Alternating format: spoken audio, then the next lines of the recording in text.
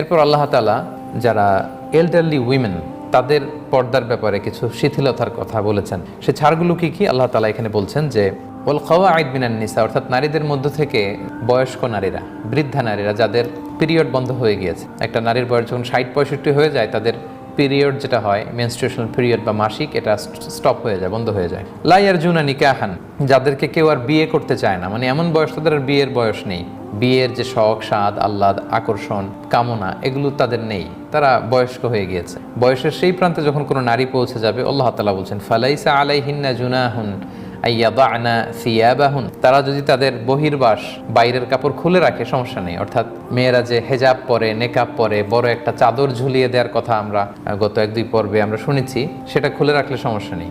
তাদের বিশেষ সৌন্দর্য প্রকাশ না করে বেশি সাজুগুজু না করে সিম্পলি বয়স্ক মহিলারা চাদর খুলে রাখলে বোরকাটা খুলে রাখলে চলাফেরাতে এটা তাদের তেমন কোনো সমস্যা নেই।